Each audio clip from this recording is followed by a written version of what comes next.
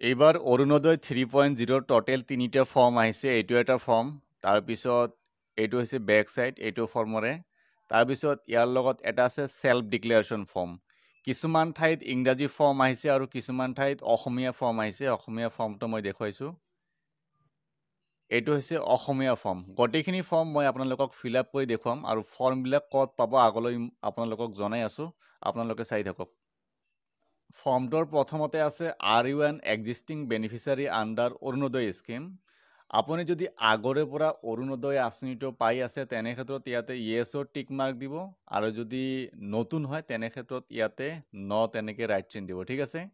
তাৰপিছত ইয়াতে ৰেচন কাৰ্ডৰ নাম্বাৰটো লিখিব। ইয়াৰ পৰা এইখিনিলৈকে ৰেচন কাৰ্ডৰ নাম্বাৰ। ইয়াতে এটা পাছপোৰ্ট সাইজৰ ফটো এটাচ কৰিব লাগিব। তাৰপিছত ডিষ্ট্ৰিক্ট কি হয় ইয়াতে লিখিব। LAC অৰ্থাৎ লেজিসলেটিভ এছেম্বলি কনষ্টিটুৱেঞ্চি, অৰ্থাৎ আপোনাৰ যিটো সমষ্টি হয়, বিধানসভা হয়, ইয়াতে লিখিব।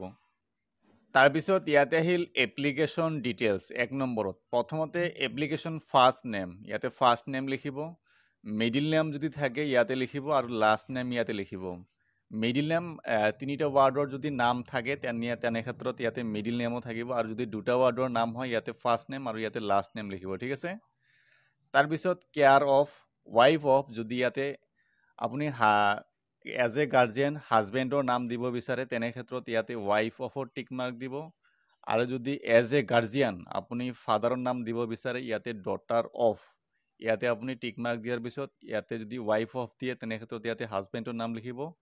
আৰু যদি আপুনি ফাদাৰক গাৰ্জিয়ান হিচাপে ৰাখে ইয়াতে ফাদাৰৰ নাম লিখিব। তাৰপিছত জেণ্ডাৰ, ইয়াতে ফিমেল। তাৰপিছত ইয়াতে ডেট অফ বাৰ্থ, জন্মৰ যিটো তাৰিখ হয় এইটো আধাৰ কাৰ্ড চাইছে ইয়াতে ফিল আপ কৰিব। তাৰপিছত ইয়াতে আহিল এড্ৰেছ ডিটেইলছ। ইয়াতে এড্ৰেছ ফিল আপ কৰিব লাগিব। প্ৰথমতে আছে ব্লক, যিসকল গাঁৱৰ পৰা বিলং কৰে ইয়াতে ব্লকৰ ওপৰত ৰাইট চিন দিব। তাৰপিছত ইয়াতে ব্লকৰ নাম লিখিব। আৰু যিসকল ULBৰ পৰা বিলং কৰে, অৰ্থাৎ আৰবান লোকেল বডি, আৰবানৰ পৰা বিলং কৰে, সেইসকলে ULB ইয়াতে টিক মাৰ্ক দিয়াৰ ৰাইট চিন দিয়াৰ পিছত ইয়াতে ULBৰ নাম লিখিব। আৰু যিসকলে MSCৰ পৰা বিলং কৰে ইয়াতে MSCৰ নাম লিখি দিব।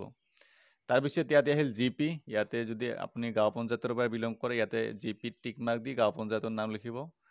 আৰু কিছুমানৰ VCDC আৰু VDC থাকিব, যাৰ যি হয় সেই হিচাপত, আৰু কিছুমানৰ ৱাৰ্ডো থাকিব, সেই হিচাপত ইয়াতে লিখি দিব। GP হয়নে, VCDC হয়নে, ৱাৰ্ড হয়নে, VDC হয়। তাৰপিছত ভিলেজ নেম, গাঁৱৰ যি নাম হয় ইয়াতে লিখিব। লোকালিটি বা লেণ্ডমাৰ্ক লিখিব। লোকালিটিৰ ভিতৰত ইয়াতে আপুনি গাঁৱৰ নাম বা টাউনৰ নাম লিখিব পাৰে। আৰু যদি লেণ্ডমাৰ্ক লিখে ইয়াতে লেণ্ডমাৰ্কৰ ওপৰত ৰাইট চিন দিব। ৰাইট চিন দিয়াৰ পিছত লেণ্ডমাৰ্ক মানে কি, ওচৰত যিকোনো এখন ঠাইৰ নাম লিখিব। আপোনাৰ মাৰ্কেটৰ নাম লিখিব পাৰে, আৰু ওচৰত কিবা যদি এনেকুৱা পপুলাৰ ঠাইৰ নাম থাকে দিব পাৰে। তাৰপিছত ইয়াতে মোবাইল নাম্বাৰ ফিল আপ কৰিব। ইয়াতে পিন নাম্বাৰ দিব। তাৰপিছত আপোনাৰ ঘৰ নাম্বাৰ যি হয় ইয়াতে লিখিব, ভোটাৰ লিষ্ট চাই। তাৰপিছত পুলিচ ষ্টেচন, অৰ্থাৎ আপোনাৰ থানা কি হয় ইয়াতে লিখিব। তাৰপিছত ইয়াতে আহিল প্ৰিয়ৰিটি হাউচ হোল্ড। ইয়াতে অলপ মন দিব, এইখিনি ভালদৰে আপোনাক ফিল আপ কৰিব লাগিব। ইয়াতে কেটাগৰী দিয়া আছে, মানে কোনে কোনে অৰুণোদয় আঁচনি আবেদন কৰিব পাৰিব। আপুনি কোনটো কেটাগৰীৰ ভিতৰত আহে ইয়াতে টিক মাৰ্ক দিব লাগিব। উইডো, অৰ্থাৎ যিবিলাক বিধৱা আছে S45ৰ ওপৰত, সেইসকলে ইয়াতে টিক মাৰ্ক দিব। যিসকল বিকলাংগ এইটোৰ ওপৰত ৰাইট চিন দিব। আৰু যিসকলে ডিভোৰ্চ ৱমেন হয়, ডিভোৰ্চ হৈছে, ডিভোৰ্চ মহিলা, সেইসকলে ইয়াৰ ওপৰত টিক মাৰ্ক দিব। আৰু ইয়াতে আছে ৱমেন AAY বেনিফিচিয়াৰী, যিসকলৰ AAY বেনিফিচিয়াৰী হয়, ৰেচন কাৰ্ড আছে, সেইসকলে ইয়াৰ ওপৰত টিক মাৰ্ক দিব। আৰু যিসকল অবিবাহিত মহিলা আছে, 45ৰ ওপৰত এজ হৈছে, সেইসকলে ইয়াৰ ওপৰত টিক মাৰ্ক দিব। তাৰপিছত ইয়াতে এটা অপশ্যন চাব, deserted women living in government registered old age home or institution. মানে যিসকল কিছুমানে মহিলা বৃদ্ধাশ্ৰমত থাকে, সেইসকল যদি হয়, সেইসকলৰ যদি অৰুণোদয় আঁচনি আপুনি এপ্লাই কৰি আছে তেনে ক্ষেত্ৰত ইয়াৰ ওপৰত ৰাইট চিন দিব। তাৰপিছত ইয়াতে আহিল women house, composite household income less than 2 lakhs annual annum. মানে যিসকলৰ ফেমিলি মেম্বাৰৰ টোটেল ইনকাম 2 লাখৰ তলত আছে, সেইসকলৰ যদি অৰুণোদয় আঁচনি এপ্লাই কৰে ইয়াৰ ওপৰত টিক মাৰ্ক দিব। আৰু যিসকল মানে ভিক্ষাৰ ওপৰত নিৰ্ভৰ কৰি জীৱন যাপন নিৰ্বাহ কৰে তেনে ক্ষেত্ৰত ডেষ্টিটিউট ওমেন লিভিং অন আৰ্মছ যিটো অপশ্যন আছে এইটোৰ ওপৰত টিক মাৰ্ক দিব। অৰ্থাৎ ভিকাৰীসকলৰ কাৰণে এই লাষ্ট অপশ্যন, যিসকলে ভিক্ষাৰ ওপৰত নিৰ্ভৰ কৰি জীৱন যাপন কৰি আছে সেইসকলৰ কাৰণে অৰুণোদয়, এপ্লাই কৰিলে এইটোৰ ওপৰত টিক মাৰ্ক দিব, ৰাইট চেইন দিব মানে। এইখিনি নিশ্চয় বুজি পালে। তাৰপিছত ইয়াতে আহিল bank account details of the applicant. যিয়ে আবেদন কৰিব তাৰ বেংক ডিটেইলছ ইয়াতে দিব লাগিব। বেংক ডিটেইলছ যিটোৰ লগত আধাৰ কাৰ্ড লিংক আছে সেইটো বেংক একাউণ্টে ইয়াতে ব্যৱহাৰ কৰিব। প্ৰথমতে ইয়াতে একাউণ্ট নাম্বাৰ, বেংকৰ নাম কি ষ্টেট বেংক নে পাঞ্জাৱ বেংক নে চেণ্ট্ৰেল বেংক হয় ইয়াতে লিখিব। বেংক ব্ৰাঞ্চ নেম, ব্ৰাঞ্চৰ নাম কি ইয়াতে লিখিব। IFSC কোড, একাউণ্ট চাই লিখিব। তাৰপিছত ইয়াতে কৈছে bank passbook front page attach, এইটো আপুনি ইয়েছ অপশ্যনত টিক মাৰ্ক দিব, ঠিক আছে, ৰাইট চেইন দিব। তাৰপিছত ইয়াতে এপ্লিকেণ্টৰ আধাৰ কাৰ্ড নাম্বাৰ লিখিব। তাৰপিছত ইয়াতে আহিল মাই EPIC নাম্বাৰ। EPIC নাম্বাৰ মানে কি, আপোনাৰ যিটো ভোটাৰ কাৰ্ডৰ নাম্বাৰ হয় ইয়াতে আপুনি ভোটাৰ কাৰ্ড চাই লিখিব, নাইবা আপোনাৰ যিটো ভোটাৰ তালিকা আছে ভোটাৰ তালিকাটো লিখা আছে, ভোটাৰ লিষ্ট বা আপোনাৰ ভোটাৰ কাৰ্ডত চাই ইয়াতে নাম্বাৰটো লিখিব। তাৰপিছত সেল্ফ ডিক্লেৰেশ্যন সাইন্ড, এইটো আপুনি ইয়েছত টিক মাৰ্ক দিব, মানে ইয়েছত ৰাইট দিব। তাৰপিছত ইয়াতে আহিল thumb impression / signature of applicant, যিয়ে আবেদন কৰি আছে তাৰ ইয়াতে যদি সিগনেচাৰ জানে সিগনেচাৰ কৰিব, আৰু সিগনেচাৰ নাজানে ইয়াতে থাম্ব মাৰি দিব, ঠিক আছে, এইটো ঠাইত মানে ইয়াৰ ওপৰত মাৰিব লাগিব।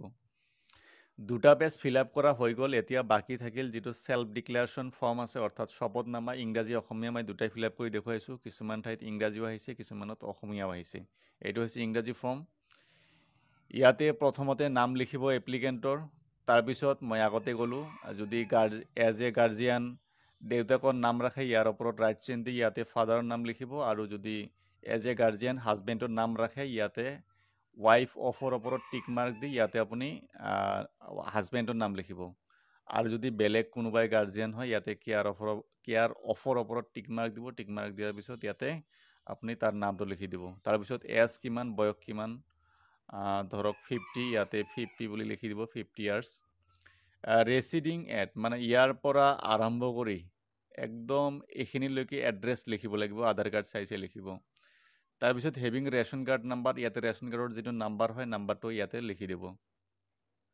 তাৰপিছত ইয়াতে অলপ ফিল আপ কৰিবলগীয়া আছে, একেবাৰে তলৰ পিনে বেনিফিচিয়াৰী নেম, যাৰ নামত আবেদন কৰি আছে তাৰ ইয়াতে নামটো ফিল আপ কৰিব।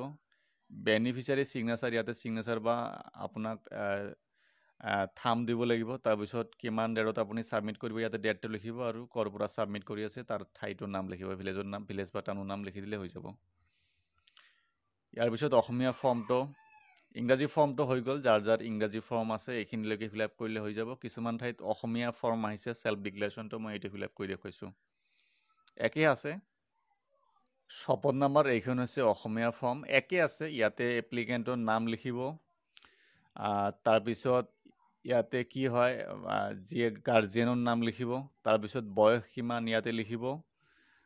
তাৰপিছত ইয়াৰ এই ঠাইখিনিত, ঠিক আছে, মোৰ ইয়াতে দাগবিলাক নাই, ইয়াতে এড্ৰেছ লিখিব, ঠিক আছে, ইয়াৰ পৰা আৰম্ভ কৰি এড্ৰেছ লিখিব। তাৰপিছত ইয়াতে ৰেচন কাৰ্ডৰ নাম্বাৰটো লিখিব। একে, ইংৰাজী অসমীয়া ফৰ্ম একে।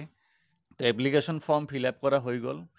এই এপ্লিকেশ্যন ফৰ্মটো আপোনাৰ গাঁৱত বা টাউনত আপোনালোকে খবৰ ল'ব, যে কোনে অৰুণোদয়ৰ কাম কৰি আছে তাৰ পৰা আপুনি এই এপ্লিকেশ্যন ফৰ্মটো পাব। ইয়াৰ বাহিৰেও আপোনাৰ যিটো ব্লক আছে ব্লকৰ পৰাও এই ফৰ্মটো কালেকশ্যন কৰিব পাৰিব, ঠিক আছে।